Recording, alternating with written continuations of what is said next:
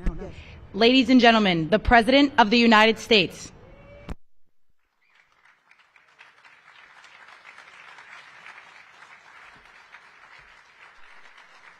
Hello, everybody. Thank you very much.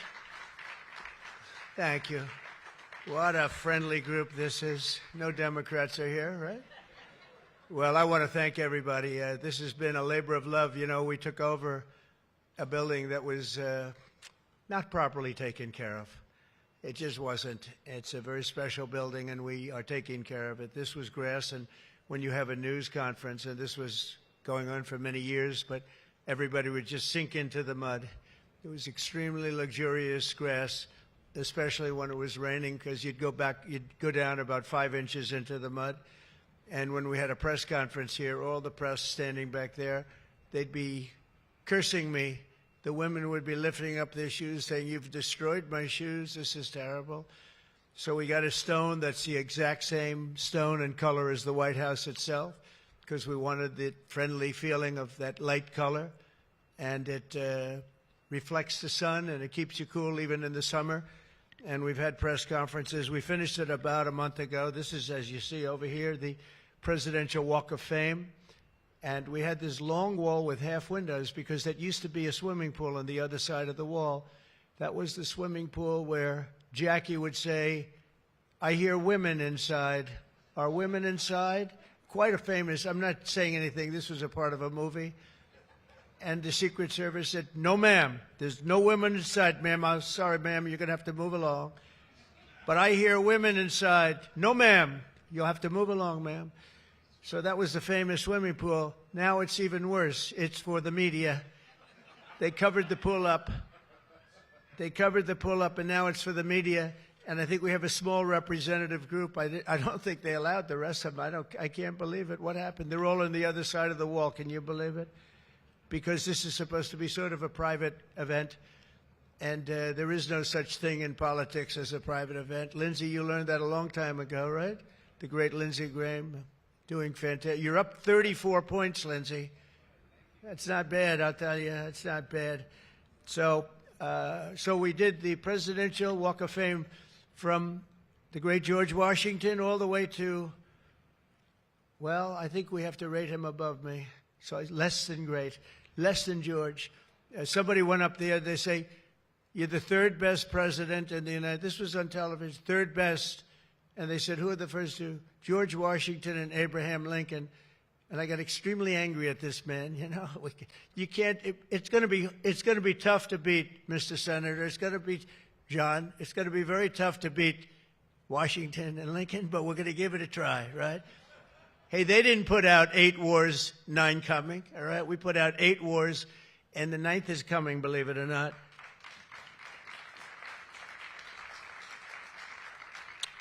So I just want to say it's great to be with you. And when we're finished, later on, we're going to have a little quick lunch, and they do great food at the White House.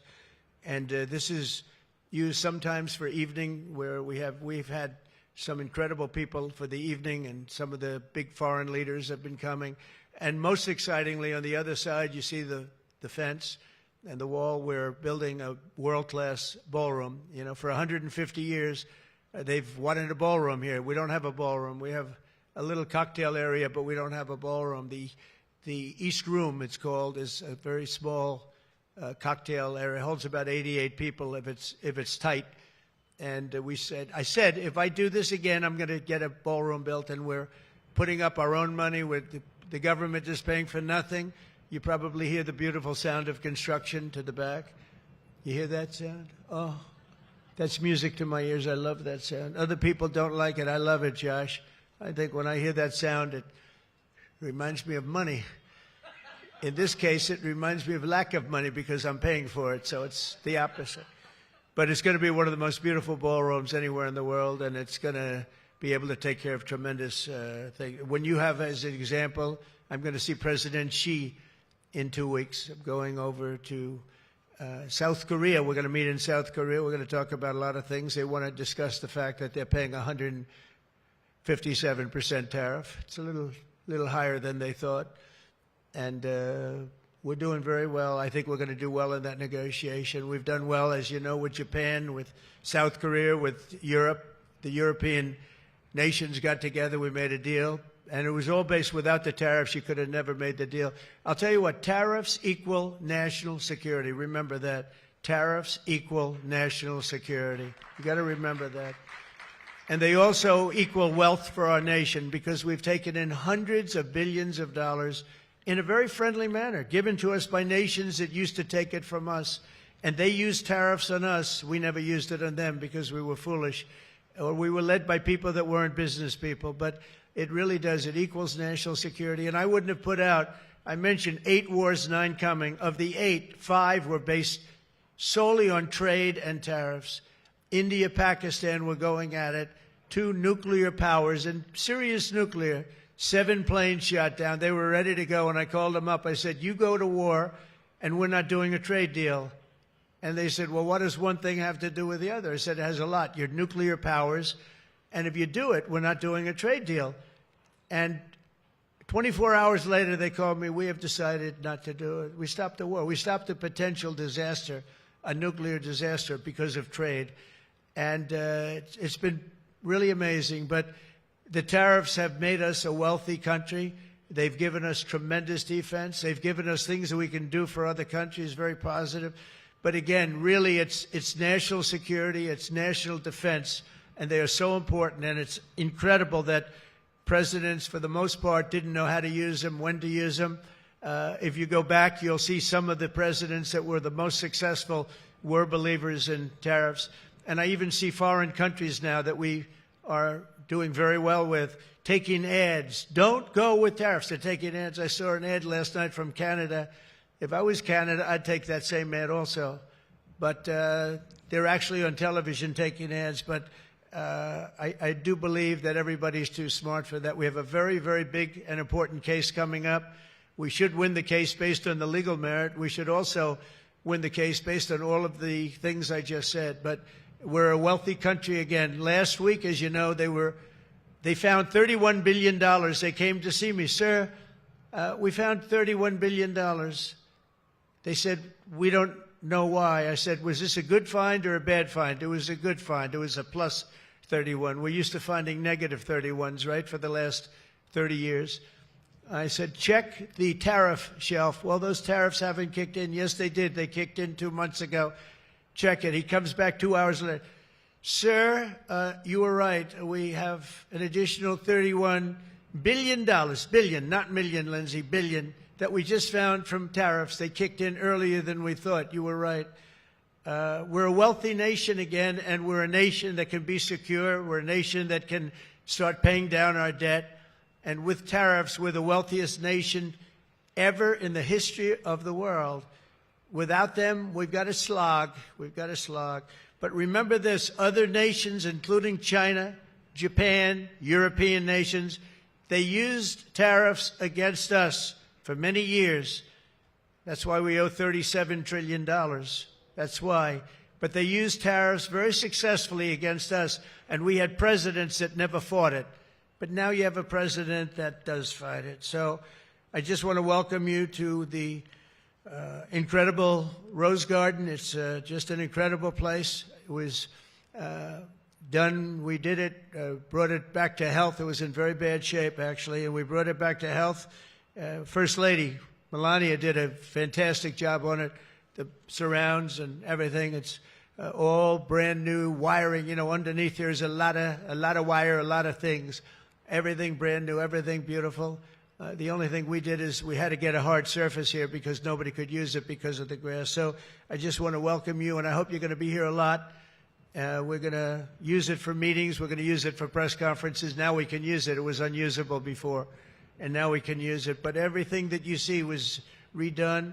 All of this was redone, and the whole White House is being redone. Some of you came through they call the Rose Hall. They call it different names, but you probably noticed, I don't know if you came through this door. Did you notice the white marble floor that was put there? That was made out of Home Depot tiles, about 1 foot by 1 foot. They were all broken, about 30 years old. And I replaced it with book-matched marble, paid for by your friend, President Trump.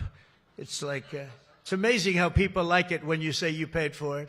When I say I paid for it, they say, oh, I love it. But it really, they did a beautiful job. They're great talents. They're very talented marble people I have. And they replaced it with beautiful Paradiso marble and statuary marble. And it's really, really beautiful. I want to thank the outstanding leadership team, and you really do have that. Majority Leader John Thune, who's been my friend. He really, really has done an amazing job. Thank you, John. Thank you. Done an amazing job. I didn't get to know John as well in the first term, and I've gotten to know him very well over the last 9 months, John, and you're doing a fantastic job. Thank you very much. Really great. Majority Whip John Barrasso, who's an outstanding man. Thank you, John. Thank you. Great guy, too. Conference Chair Tom Cotton. He loves that military. He loves the, he loves the military. Policy Committee Chair Shelley Moore Capito. Shelley, thank you very much, Shelley. Vice Chair James Langford. Very good. James, thank you. And you know, we have everybody but one person here. You know, everybody showed up. I figured you'd have like, I'd say 40 would have been a good number, right? We have everybody. We're just missing one person. You'll never guess who that is. Let me give you, he automatically votes no on everything. He thinks it's good politics. It's really not good politics. He's an automatic no. But I don't know. Look, if he wanted to come, I'd probably let him come, right? I'd let him come. Begrudgingly, but would let him come. And National Republican Senatorial Committee Chair, an unbelievable guy, Tim Scott. You know, Tim, I shouldn't say it because it's so, I don't know if it's good or bad. But Tim ran, and he was very effective and very good. But he was on the debate stage and everything else, he was good just because he's good. But he wasn't as good as they thought he was. And when he got out of the race, he endorsed me almost immediately. And I used him as a surrogate. And I wasn't sure if I should because, you know, sometimes I want a total lunatic to get up and fight for me. And Tim is a really good person. So I wasn't sure. And I put him on the stage, and he ripped the heart out of everybody. He was so brutal. He was so unbelievable. It turned out to be absolutely one of my best surrogates. And it includes a lot of you people that were here. You were all surrogates. But Tim ripped these people apart. And after watching 2 or 3 times, then I wanted him all the time. Right, Susie? I said, I want Tim Scott, get up there. But he was so good. And I said to him, Tim, when you fought for yourself, you were much different. When you fought for me, you were a tiger. You were like unstoppable. You were, really was. You all saw that. What's the difference? He said, I've never liked selling myself, and I love selling somebody that I really do believe in. I really believe in you, and I just felt that way. And it was so nice the way he expressed it. And I want to tell you, you are a champion. You are a winner, and congratulations. Thank you very much. I never love telling that story because I'm not sure if it's a good or a bad story, but I'm telling you, you are an amazing guy, and you fought for me so hard, and I really appreciate it. You got to be my #1 choice, Tim, so something happened. I appreciate it, and you're doing great doing what you're doing right now. I also want to thank the entire Senate Republican Conference for your tremendous work on confirmations. Boy, did we have a couple of weeks, huh? We had some, I signed like 150 of them, and I didn't use an auto pen, by the way. I signed. You know, when you're signing these important, like a general getting approved from 3-star to 4-star and all of these different things and big confirmations and, you know, big stuff, you really have an obligation to actually sign it, I think. You probably noticed right there, number 46 we put up, right? We put up a little bit of an auto pen. We have 46. We have 45. We have 47. It's very interesting. Yeah, 46 is an auto pen. It's up there. It stays up there. People like it. It's probably going to stay up there for a long time. It's true. And I know you're looking into that. And by the way, the auto pen person said he never spoke to Biden. He worked the auto pen. You're not allowed to do that. So if you're looking at anything, just remember it. And remember, they treated us very badly. They treated us very, very badly. So I think you're allowed to just report the truth, including the confirming of my cabinet much faster than first time. I mean, we went so fast, and I give John Thune and all of you credit for that. It was amazing. All of a sudden, I was calling John, I've got to get him approved. Come on, John, because I was getting like one every 2 weeks. And you know, I had people, they left their job and they left everything, and it looked like they were. All of a sudden, it was like an avalanche. They walked in, James and James, my double James, I call them. They walk in and they had like so many of them. I said, you got to be kidding. Is this like, are you for real, right, James? John Thune did his job, and you got them all done, and you have all those people out there working now. And instead of being very upset with the fact that we couldn't get them approved quickly, so I really appreciate it. You used a method that I wish you could use on U.S. attorneys. You know, I have 10 U.S. attorneys who are phenomenal, a Harvard, a Yale, a this, a that, all top. And the problem is they're not going to ever be confirmed, I guess. I put them in. They'll be there for 3 or 4 months, whatever it's, and then they have to leave. Because anytime you have, as you know, anytime you have a Democrat senator, not even 2, just 1, they'll say because of the time we're in, we're not approving that person. We're not approving. They never do. They won't approve. And therefore, because of blue slip, I have to tell the person after 3 months, I'm sorry, you'll have to leave. And I put somebody else in. And I've had Democrat senators say the only one we'll ever approve is a Democrat. This is not constitutional. And you really, I hope you can look at that blue slip thing, because I have 10 people that are phenomenal, and they're going to have to leave office. Highly educated, top of their class, everything. And they're going to have a mark on their career that they were a U.S. attorney for 3 months or 4 months, and then they had to leave. And that's so unfair. It's unfair to the public, because the public voted for me in a landslide, and I'm supposed to be picking the U.S. attorneys. And this goes for judges also. But actually more so even for the U.S. attorney with the blue slip. So I have these phenomenal people, many of them young, but truly fantastic people, and they're wondering what's going to happen in another 3, 4, 5 weeks. They're going to have to leave office. I think it's a shame, and I hope you can do something about it, because I'd like to tell those people, you know, we put you there, and you're not going to have on your resume for the rest of your life, you were there for 4 weeks or 6 weeks, and you left like you got canned. So I hope you look at that. Very important. And after your pivotal changes to the Senate rules last month, as a result, this is what you did, the unprecedented obstruction by the Democrats. We've confirmed more than 175 public servants, people that are phenomenal, to keep posts. And that's just been over the last couple of weeks. It's an unbelievable thing what you've done, John, all of you together. So working closely with me, House majority, the Republican Senate also gave us the largest working class tax cut in American history. And you passed the Lake and Riley Act to throw illegal alien criminals out of our country. You passed the Genius Act and the Take It Down Act with the support of our wonderful First Lady. By the way, she got actual support from the other side. It was bipartisan. I think Rand didn't vote for it again, but I think it was only Rand. You had bipartisan support other than maybe Rand. But another one I'm going to ask you to vote for, and it's in the House now, and I hear it's doing well in the House, James. It's Kate's Law. A young lady named Kate Steinle, I remember it so well, probably 8 or 10 years ago now in San Francisco. She was holding hands with her father on the San Francisco pier, looking out into the water. It's beautiful. Everything was beautiful, but the person wasn't beautiful that did this. And this was an illegal alien that came into our country 5 times, was thrown out 4 or 5 times, they don't even know, but a lot, and came back and shot her through the head. And she went down and she looked at her father, Daddy, Daddy, something happened, and she immediately passed away in his arm. And, I mean, you can imagine, it was so sad, such a beautiful, beautiful, beautiful person. Father was destroyed, virtually destroyed.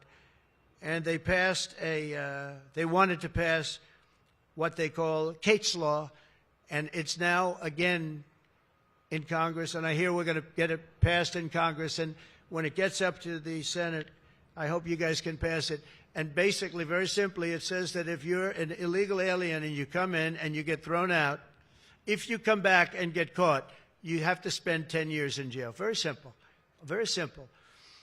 If they would have had that, Kate Steinle would be alive today. That was a big event at the time. If you remember Bill O'Reilly, for those of you that like Bill, I think I like Bill, but he was the one, he devoted his life to that law, trying to get it passed. I think it's time that we pass it so that if you get taken out of the country and you come back illegally, knowing that this law is in existence, you go to jail for a 10-year period, and it's going to keep the repeat offenders from coming in. It's going to really keep them from coming in. Senate Republicans have already voted 11 times to get our government back and open for business. We have record business. We're going to be, I think, by the time I hit month number 12, I think we're going to have $20 trillion of investment. We're over 17 right now. As an example, President Biden had less than $1 trillion for 4 years. We're going to have $20 trillion in less than 12 months, and we're over 17 trillion right now. So it's the largest amount in our country by far, by many times. That's in our country. But here's the one. It's the largest amount in the history of the world. There's never been a country that's had anywhere near 17, or it will be 20, and it's going up fast. A lot of it's because of tariffs, because they're coming in because they don't want to pay tariffs. In other words, they make their product in a certain country, and they used to just send it in here, and there was no charge, absolutely. Now, if they have to pay a 20%, 30%, 50%, 100%, or 2% tariff, they say, well, it's better if I build my plant in the United States. It always amazed me. I did this first term. We had the greatest economy in the history of our country in first term.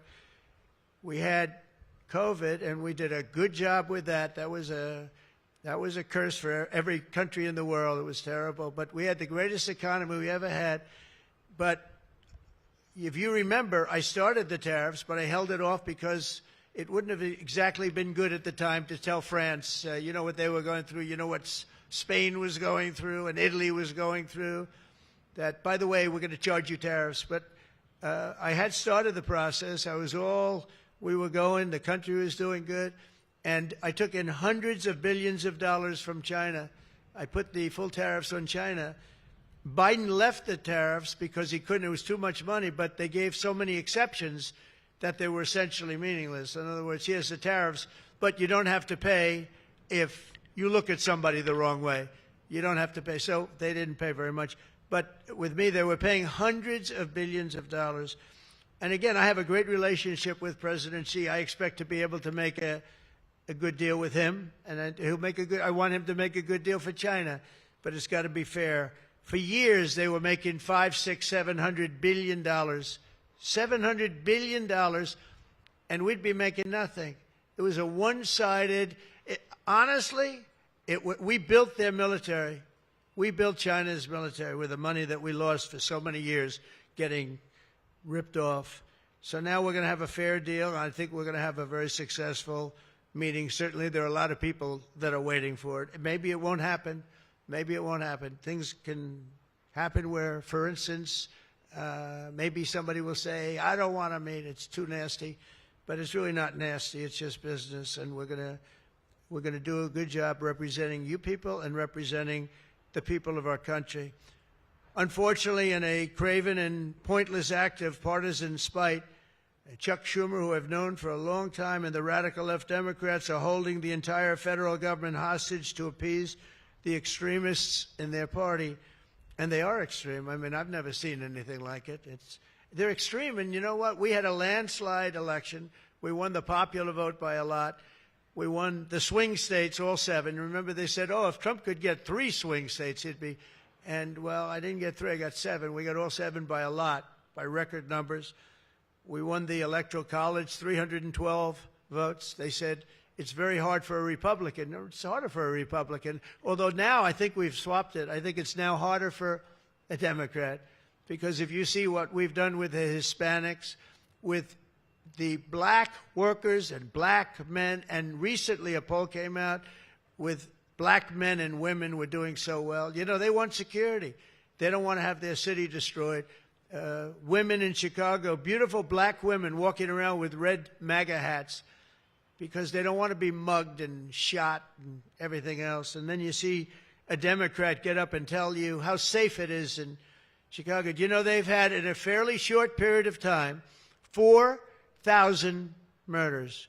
This is over a short period of time, 4,000 murders. And they had a holiday where they had 28 people killed and almost 100 shot. And then you listen to this guy, Pritzker. I've known the family for a long time. They threw him out because he was no good, and he became governor. He's got money through the family. He's got money through the family. But they threw him out. He became governor. I said, I wonder how he's going to do. It's a crime palace. It's a shame. And you know what we did in D.C. is unbelievable. You people, you can walk down the middle of the street, Mr. Senator. You can walk down. You can have your wife meet you at the restaurant, and she's not going to be accosted, shot, beat up, raped. It's unbelievable how bad it was. It was one of the worst in the country, and now it's stone cold. I don't say the word perfect, but it's pretty damn close. And, you know, they would average more than a murder a week in Washington, D.C. This is just before we got here, a murder a week. Think of that.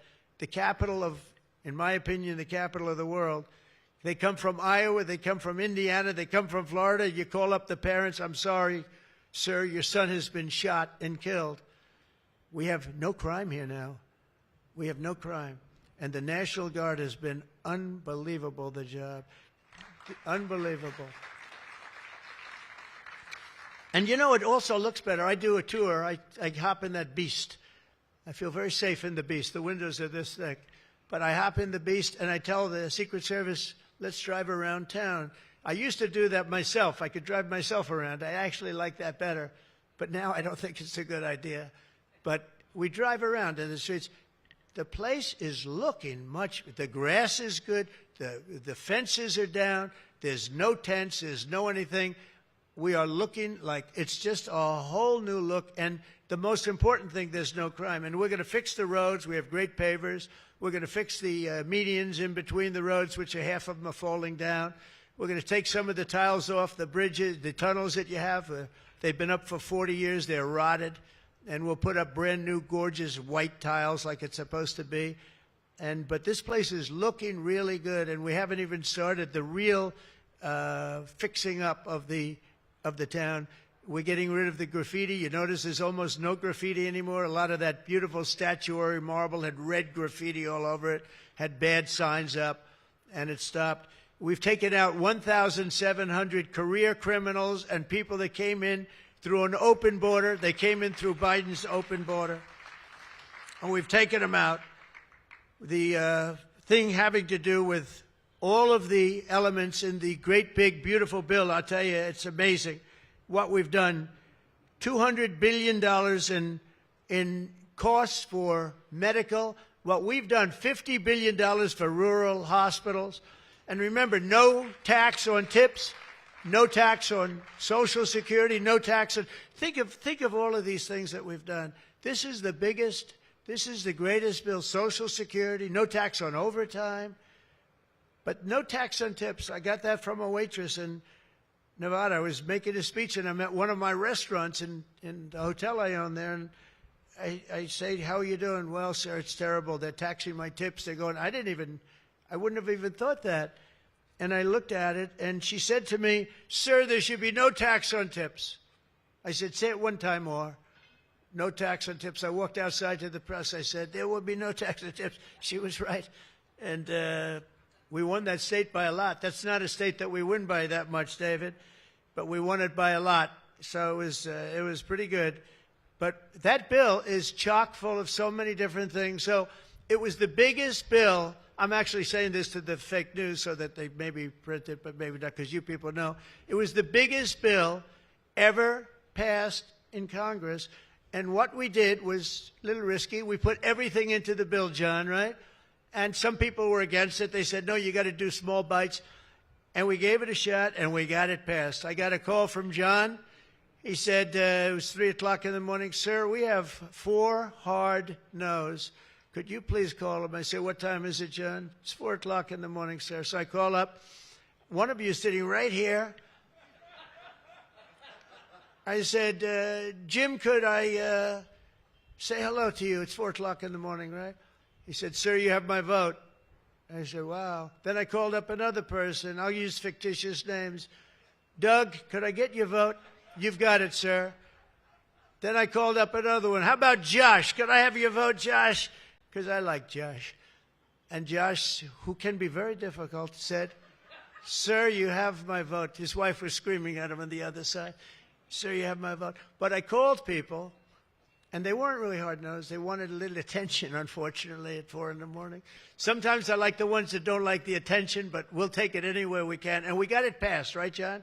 And nobody thought that could happen because you have a small majority. And in the how about in the House, we had a majority of 3. We actually went down after that for a period of about 2 months.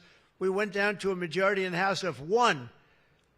And I kept saying, you know, because I'll tell you, Mike Johnson's great. The team, these 2 teams, did you ever see 2 people more different? One's tall, one's slightly less tall. We want to be polite. They are very different people, but they're the same in terms of talent. They did the 2 guys, and they get along incredibly well. We all do. We get along great. But we passed a bill. We don't need to pass any more bills. We got everything in that bill. There's nothing else we have to put. We got the largest tax cuts in history. We got the extension of the Trump tax cuts. We got all of these things. And, you know, remember, they lie. They will look at I saw it the other day, they were talking about, I call it the great big beautiful bill, but that's what it is, the great big beautiful, the biggest bill ever passed. And what they say, they make up stories. And I saw they were interviewing a senator, and they said, well, what's wrong with their bill? He didn't know what to say, because there's nothing he could say. It covers everything. He said, death. It brings death. Now, if I'm a regular person and I hear that, I say, oh, that's terrible. But it's just the opposite. It brings life. It brings Medicaid, Medicare, Social Security. It secures all those things. And they just are so bad. You know, they said death. It was like death. And there's nothing about death. Theirs is death because they're going to lose Medicaid. They're going to lose Social Security. They're going to lose Medicare. All of those things are going to be gone because the whole country would be bankrupt, and you're not going to have any kind of medical insurance. So with us, it's the opposite. And it's a great bill. We don't need any more. And I want to just say from the beginning, our message has been very simple. We will not be extorted on this crazy plot of theirs. They've never done this before. Nobody has. You always vote for an extension. Chuck Schumer and the Senate Democrats need to vote for the clean, bipartisan CR and reopen our government. It's got to be reopened right now. We're not doing that. They are the obstructionists. And the reason they're doing it is because we're doing so well. We're doing well all over the world. We're doing well with the close to $20 trillion that I just told you about. It will be that number. But even if you take it down to over 17, that's a guarantee. We're doing well with everything. Car plants are pouring back into our country. AI plants, we're leading. We're dominating China right now in AI. And I did something that I think you'd like because we have an old grid. It's a tired grid. It doesn't have the juice that you need to fire up these plants. You know, these plants will need more than double the energy we have right now for the whole country. That's how big it is. And we can't do that. There's no way we can do that. China is building right now 52 power stations. But I did something better. I'm letting everybody build their own power plant so they'll become like an electric utility in addition to AI. But if they want to build their own plant and we get their approvals within less than a month, it used to take 5 years prior to rejection. Sometimes a guy in Louisiana, they had one that took 12 years and then they got rejected. I got it approved in 2 weeks when I got into office. That was the first term. And the plant is up now, and it's been a great thing for the state. I did it twice, actually. I got 2 of them that were dead after 12 years, and I got them approved, both of them in less than a week. And that's what we're doing. Lee Zeldin, by the way, is doing a phenomenal job, Environmental Commissioner, I have to tell you. He knows that we have to get him fast, and we're getting him fast. So we're leading China in the AI race by a lot. Under Biden, Democrats voted 13 times for continuing resolutions to keep the government open. And all we want is simply to ask them to do it once again. They always voted for it. They never voted against it. Nobody votes against it. But they do that, and they do. It's partially my fault. I mean, I'm watching you, and I'm looking at all these great faces that I've seen, really great people. I think with few exceptions, a couple of you I don't like that much, but with few exceptions, great people. And you look at what they do, and you look at the game they play, and it's a horrible game. And, you know, we have the hottest country ever. This is the hottest country anywhere in the world. And I say this, I'm sure you've heard me say it, but I was over in the Middle East, and the King of Saudi Arabia and others also said essentially the same thing. They said, you know, President, a year and a half ago, your country was dead. We never thought we'd see this. And right now, you have the hottest country anywhere in the world. We do. We have the hottest country anywhere in the world, which tells you about leadership, and that includes your leadership. So as you know, my door is always open to anyone. It's not like that AOC. How about her, where she said, she's talking about having rebellions and everything. She said, well, my door is always open. But she's not the leader. I'm sure the leaders felt very nicely about when she said her door is open. Who the hell wants to go into her door anyway? She doesn't know what the hell she's talking about. She's the one that started. You know, I remember, I'll never forget, she never took a course on the environment. And I watched her one day, and she was on television. She said, yes, our planet will be dead within 12 years. That was a long time ago. Our planet was supposed to be dead. Remember the 12-year theory? We were environmentally dead. Now, these people, they've got an agenda that nobody quite understands. The good news is they don't understand it either. They really have no idea. But the people do. The people understand. We're giving you the biggest tax cuts in history. All of these things, it all adds up that we should do fantastically well in the midterm. The only thing wrong with the midterms is that statistically, when you look, a president gets elected, and for some reason, and nobody, even the great John Thune, cannot explain to me, for some reason, even if he's a reasonably good president, and we've had success like nobody, but for some reason, you lose the midterms. I don't know why. I mean, the odds are tremendously against, like 92% or something. It doesn't make sense. If you have a great presidency, it only makes sense that you win the midterm. So there should be no reason for it. Somebody's going to explain there might be some dark, deep psychological reason where they want to vote the opposite way. I don't know what it is, but we have to win the midterms. Otherwise, all of the things that we've done, so many of them are going to be taken away by the radical left lunatics. I mean, we're going to end up with a communist mayor in New York. Can you believe it? A communist. Remember, I would always say, we will not have a socialist elected in our country. Remember, I'd say that all the time. And I was right. We skipped socialists. We got a communist elected. So I didn't tell a lie. I didn't tell a lie. I was right. We'll have a communist, not a socialist. But we've already seen the impacts of the dangerous game that they're playing. Democrats are causing delays in our air traffic control system. So important. We wouldn't have had, you know, there's Pete Buttigieg. He spent billions of dollars on fixing the air traffic control that used copper wire going into glass wire.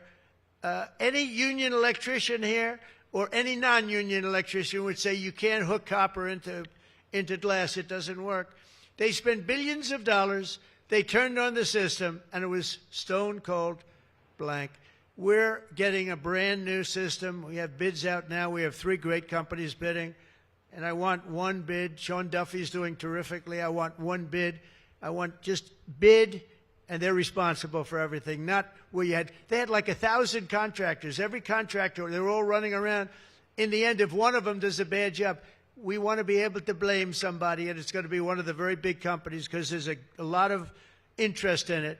So the air traffic control system is going to be rebuilt. Over 1 million federal workers right now, as you know, are going unpaid. That's the Democrats' fault. And children, tourists, unable to visit the museums in Washington, D.C., that we now have beautiful, safe streets, but we don't have the museums open. We should probably just open them. but we are doing things that nobody's ever done, nobody's ever seen. So all of this and the pain that the Democrats have caused during this reckless and completely unnecessary affair, and you could call it the Schumer shutdown or the Democrat shutdown, you can call it whatever you want. And I will say this, that we have Darth Vader. You know Darth Vader, right? Darth Vader is a man who, I think he's sitting right. Is that Darth? Stand up, please, Darth Vader. Stand up. Does everybody know? They call him Darth Vader. I call him a fine man. But he's cutting Democrat priorities, and they're never going to get him back. And they've caused us, and they've really allowed us to do it. And by the way, thank you. You're doing a great job, I have to tell you. So really a great job. Because many of the things that they're cutting, like the New York project, $20 billion we're cutting it, they're not going to get it back. I mean, they're not going to get a lot of things back. They may not get it back. Maybe we'll talk to them about it. But they're losing all the things that they wanted. But many of the things that they wanted are things that we don't want, things that are just so bad for our country. And we're cutting those things out. So while they thought they were doing maybe bad, maybe indirectly they're doing good. The cynical comment that they've made all over the place, and all of their cynical remarks proves beyond all doubt that Schumer is a calculating political partisan. But we knew that. But he's somebody that's in deep trouble. He's losing in all of the polls. He's even losing to AOC +3. Remember +3? What happened to the +3? Are they still around? I had one. I met when I was at the United Nations, I met the president of Somalia. And I said, I have somebody I'd like to give back to you. He said, no, thanks. We don't want her. He didn't want anything to do with her. But today I'm calling on every Senate Democrat to stop the madness, to let our country get back. In the greatest moment in the history of our country in terms of wealth, in terms of job creation, and in terms of investment coming in, these guys go on strike. It's really a shame. So I'm asking them to be smart. It's not working. They're getting killed in the polls. The public understands what they're doing. They're doing the wrong thing. And with that, I just want to say welcome to the White House. When we're finished, they do a great job. When they're finished, we're going to all come in. It will be a little crowded, but that's okay. Into the Oval Office, we'll talk a little bit, a couple of minutes. Got some interesting things. And I think I'd like to have, if I could, John come up and say a few words, and we can close it out. And by the way, this is an open mic. It's open to the world. I think they can hear me out on the street. If anybody wants to come up and say after John, say it. We're all friends, and you can speak your heart out. But we've got to get our government open, and the Democrats are trying to keep it closed. Thank you. John, please. Thank you, man. Thank you, sir. Well, Mr. President, thank you for having us. This is the 4th week of the Democrat shutdown, but we are all here today because your Republican team in the Senate is unified. This is now the longest full shutdown in history, but everybody here has voted now 11 different times to open up the government, and we are going to keep voting to open up the government, and eventually the Democrats, hopefully sooner or later, are going to come around. But, Mr. President, your agenda is the right one for this country. This is your team. We are your partners in achieving and implementing the agenda that you campaigned on and the American people voted for. And you just mentioned it has been a series of promises made and promises kept, whether it's national security, whether it's the border, whether it's the economy, taxes, regulations, energy, Trump newborn accounts, school choice. You look at what we've accomplished so far. It is a remarkable, remarkable team and a record of accomplishment that can't be matched. And I would argue, at least in my time here, but perhaps in all of history. So thank you for your leadership, and we will continue to be good partners and work with you to get the work done for the American people. And let's hope that the Democrats get wise and, starting perhaps even today, vote to reopen the government so we can get back to work for the American people. Mr. President, thank you for having us at your home. You have beautiful homes, and thank you for everything you're doing to make this such a beautiful place. This is America's house. We're delighted to be here. Thank you.